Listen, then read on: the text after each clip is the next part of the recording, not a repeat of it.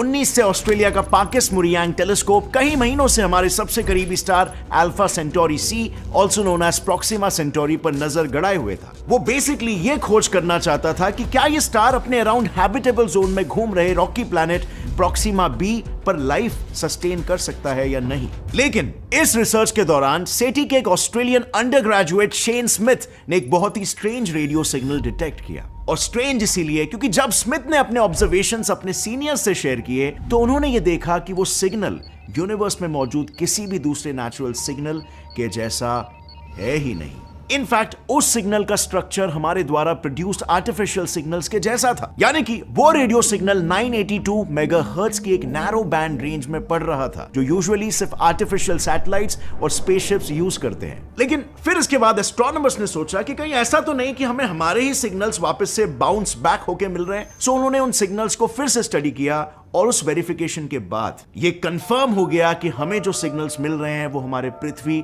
से जुड़े ही नहीं थे। ये तो कहीं दूर से इंटरस्टेलर स्पेस से आ रहे थे, वो भी रेगुलर फ्लक्चुएशंस के साथ। मतलब इस सिग्नल का सोर्स एक पीरियोडिक मोशन में ही है, ऐसा कहा जा सकता है। अब क्योंकि जिस फ्रीक्वेंसी पर हमें यह सिग्नल मिला है वो सैटेलाइट्स में हम यूज करते हैं, और जैसे हमें पता है कि सैटेलाइट अर्थ के अराउंड एक पीरियोडिक मोशन फॉलो करता है, सो इससे साइंटिस्टों के लिए ये एक हिंट सा था कि शायद किसी एक्स्ट्रा टेरेस्ट्रियल लाइफ द्वारा क्रिएटेड सैटेलाइट का ही ये सिग्नल है। और इसीलिए साइंटिस्टों ने इसका नाम ब्रेक थ्रू लिसन कैंडिडेट 1 या इन शॉर्ट BLC-1 रख दिया। बट ये स्ट्रेंज सिग्नल्स इकलौती ऐसी वजह नहीं थी जिसे लेकर साइंटिफिक कम्युनिटी में इतनी हाइप मची हुई थी। इस हाइप की दूसरी वजह यह भी थी कि ये सिग्नल प्रॉक्सिमा बी प्लैनेट की जनरल डायरेक्शन यानी उसके ओवरऑल मैक्रो डायरेक्शन से आया था। जहां क्या इसी प्लैनेट से आया था उसे पिन पॉइंट नहीं कर सकते, पर हम इसे प्रॉक्सिमा बी से आया हुआ इसीलिए कंसिडर कर रहे हैं क्योंकि यही वो प्लैनेट है जो पृथ्वी का सबसे नजदीकी अर्थ लाइक एक्सो प्लैनेट है और फिलहाल अपने रेड ड्वार्फ होस्ट स्टार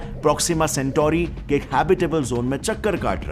अब इस क्लेम को वेरीफाई करने के लिए स्मिथ और उसके मेंटोर्स ने टेलीस्कोप को प्रॉक्सिमा बी के जनरल डायरेक्शन से हटाकर देखा एंड सरप्राइजिंगली उनके ऐसा करते ही सिग्नल्स डिटेक्ट होना बंद हो गए। एंड ऑफ कोर्स इस चीज ने उनकी सभी डाउट्स क्लियर कर लिए और यह चीज तो प्रूव हो गई कि सिग्नल प्रॉक्सिमा सेंटोरी के ओर से ही आ रहा है। बट अगेन फ्रेंड्स, जैसे मैंने कहा जनरल डायरेक्शन में से, यानी कि यह सिग्नल उस पूरे अल्फा सेंटोरी स्टार सिस्टम में कहीं से भी जनरेट हो सकता है, राइट? सो फिर हम ये दावे के साथ कैसे कह सकते हैं कि ये सिग्नल्स प्रॉक्सिमा सेंटोरी बी से ही आ रहा है? इनफैक्ट इस स्टार सिस्टम का कुछ हिस्सा तो हमारे प्लैनेट के पूरे नॉर्दर्न हेमिस्फीयर से छुपा हुआ है। यू सी, क्योंकि हमारा पृथ्वी गोल है, हमें एक बार में कभी भी पूरा आसमान नहीं दिखाई देता है। हमारे होराइजन के पार आसमान का एक बहुत ही बड़ा हिस्सा हमेशा हमसे